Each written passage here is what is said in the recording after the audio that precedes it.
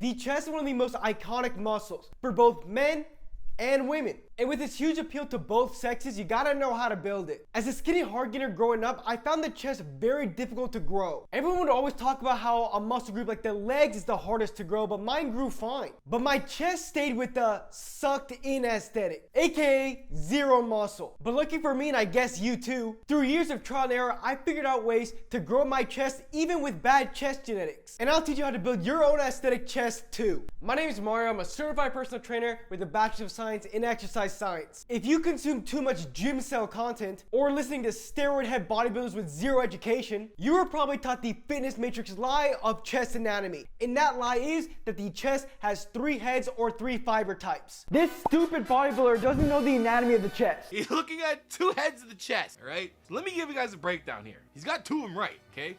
There's 3 heads. Google it.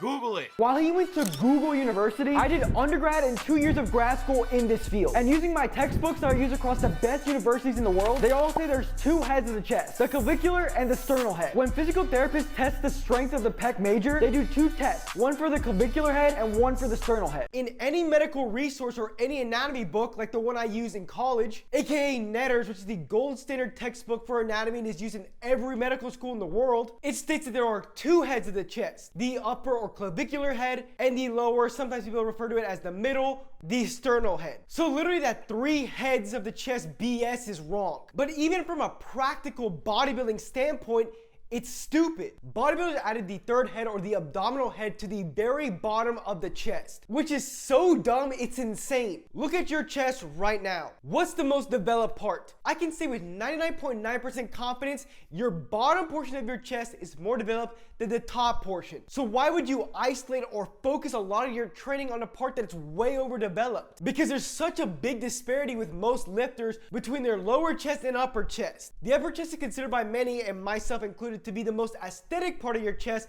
but it's also the underdeveloped part of your chest. This bodybuilding 3rd head myth causes people to go in the gym and do dumb exercises like the decline bench press and high to low cable flies. These exercises are going to target that lower part of your chest while ignoring the upper chest, which is further exaggerating their soggy pec aesthetic, which to be honest looks terrible. I define that as the Andrew Tate chest, or you can even say the KSI chest as well, which is so unaesthetic, just like people who don't take care of their face, which is why I'm excited to announce that Tish Hanley is sponsoring today's video. Listen up guys, because I got some game-changing news for you. Taking care of your skin has never been easier thanks to today's sponsor, Tish Hanley. Tish Hanley is an amazing product line, but the 2 that have changed my life are their wash and AM moisturizer. It is so simple to start building your daily routine with these 2 products. And not to mention, they make your skin look and feel amazing. And if you need proof of their effectiveness, they have over 7,000 5-star reviews on their website. Tish Hanley has revolutionized skincare for countless men, and they're gonna do the same for you. You can now get both of these products for an insane deal. Click the first link in the description to get the wash and AM moisturizer for just $9. Yep,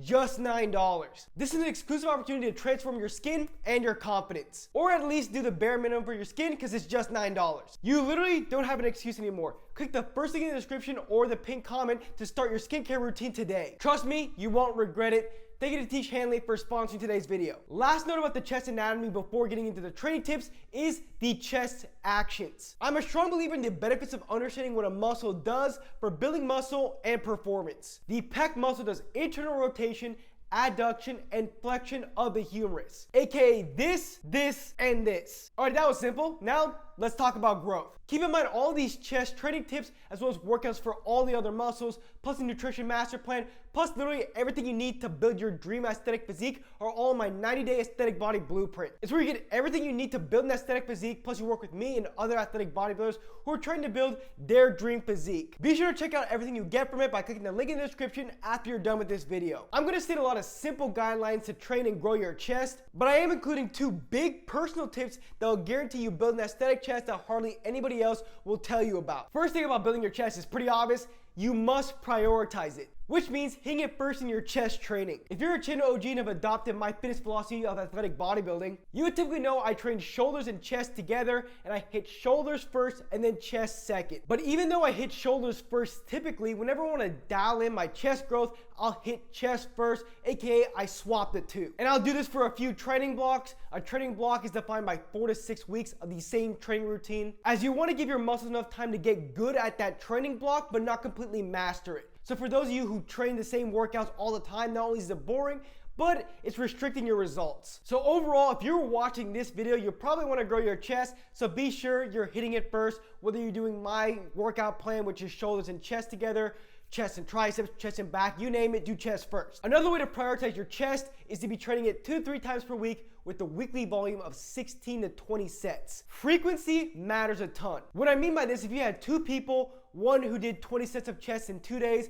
one that did 20 sets of chest in 3 days, the one who did it in 3 days would develop far more and get better results. That's why the bro split, or hitting each muscle group 1 day per week, is considered a bad workout split because their frequency is very low. This is simply because with more frequency, you get an extra recovery period, whether it's 1 or 2. For example, if you hit chest twice a week instead of 3, you have 2 recovery periods versus the person who did it 3, they have 3. Recovery periods are basically opportunities to build muscle. I phrased it as simply as I could to dial the point in, so I hope you understood it. However, to truly optimize growth everywhere, you're probably training each muscle group 2 times per week just because of scheduling, which is why a frequency of 2 times per week is low-key ideal. Now let's get into the best exercises to grow your chest. I see so many people doing complex chest exercises, but I argue the chest is the most simple muscle to train along with the biceps. As with the chest, you only need 3 exercises to grow it. Exercise 1, a heavy flat bench press. The bench press is the best exercise to grow your chest. If you don't have access to a gym, just do push-ups. However, push-ups have their limits. Sure, they'll do you good in the short term, aka the beginner phase of your fitness journey, but over the long term, you need to be bench pressing. Because of the bench press's biggest benefit, which is actually the biggest downfall of push-ups, which is loading it up and loading up the upper body muscles. The bench press is the best exercise to load up the upper body muscles, aka the shoulders, triceps, and yeah, the chest. Now pay attention, because this is the biggest thing I did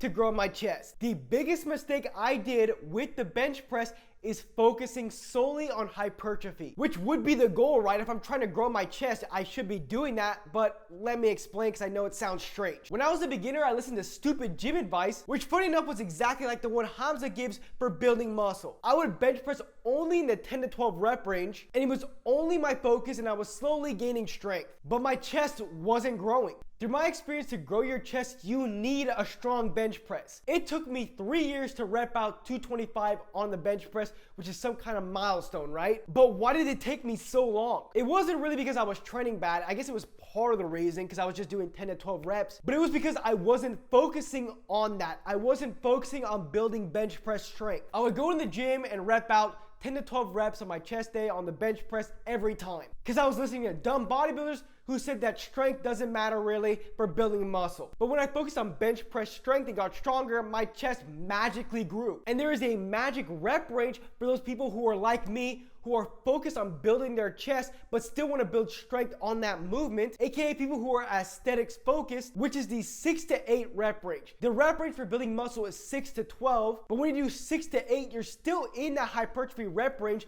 but you are still getting a strong strength stimulus from your exercise. This will allow you to see way faster strength gains on the movement than if you did 10 to 12 reps. This one shift grew my chest and gave me a strong ass bench press for someone my size. And I'm a lanky dude. A lot of you guys are probably lanky like me, so your squat and deadlift are way better than your bench press. So if this works for me, it's gonna work for you too. And I'm gonna emphasize this from personal experience. You need to strengthen your barbell bench press to truly grow your chest. And if you focus on hypertrophy only for your chest, just like me, your chest won't grow. Barbell and dumbbell flat bench press both have their pros and cons. But for this bench press strength growing phase, is what I'm gonna call it, I highly recommend barbell bench press over dumbbell. Through my experience, I personally like barbell for the lower rep range and dumbbell for the higher rep range. So for like 6 to 8 reps, I'll do barbell, and like 10 to 12, I'll do dumbbell, and anything in between, I'll just pick one or the other. This is because for dumbbells, if you're doing a heavy set, you're obviously using heavy dumbbells, so it takes a lot of energy to get them off the rack, off the ground, and into position. And then you have to start from the bar of the movement, which has no momentum, so you use so much energy on the first rep, plus you use so much energy just to get the dumbbells there. But with a set of heavy barbell bench press, you just put the weights on the side, the weights start to the top, so you're able to have momentum for your first rep. The second exercise to build your chest is the incline bench press. The upper chest lacks for most people, but it defines your chest aesthetic. You should have a triangle looking shape at the top of your chest when your upper chest is developed. I 100% prefer dumbbell incline bench press over barbell. And I find this to be a common agreement with everyone in fitness that dumbbell is just superior here. With the strength building phase I just explained for your flat bench press, that strength will translate over here to your incline bench press. The angle you want the bench is 15 to 30 degrees, and I'd say 30 is a sweet spot. Keep in mind, the closer you are to 0, the more you're going to target the lower part of the chest or the sternal head, and the closer you are to 90 degrees, you're going to target your shoulders more. The rep range for incline isn't special like the flat bench press like I was mentioning before, and it's just your normal hypertrophy rep range, which is 6 to 12 reps. Now for the second tip that will transform your chest aesthetics is hitting incline bench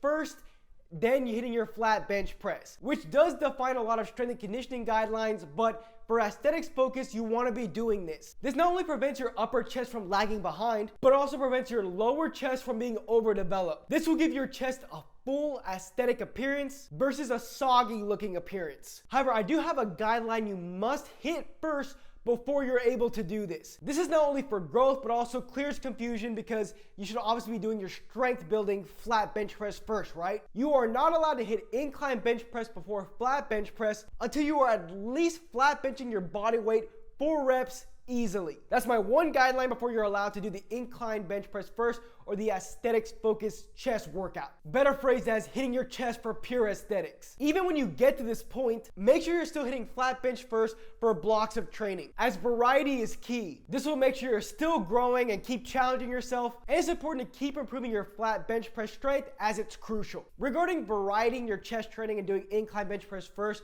or flat bench press first on your training blocks, I handle this for you in the 90-day aesthetic body blueprint, as I make sure you have variety to make sure your chest is growing and getting stronger. I had to bring this up as a shameless plug. And the third and last exercise you need for a complete chest workout is chest adduction or a chest fly. Do not do a cable fly with dumbbells, like just please don't. The resistance profile is awful because it has no resistance at the top. Think about it, if I'm adducting my arm, the dumbbell is going with gravity, so it's going down. So like I'm not overcoming the dumbbell. That's why the resistance profile sucks. So you want to be using cables, and there's 2 cable chest fly variations that I like. Key tip with any chest fly is to cue your elbows to the midline and not your hands, because your chest attaches closer to the upper arm and nowhere near the wrist. This one hits the sternal head or the lower chest more, aka resembling the flat bench in terms of chest activation. But this cable fly variation I like a lot, which is the low to high fly that hits the upper chest more. And again, variety comes into play here. Be sure you're using both of these and switching them with training blocks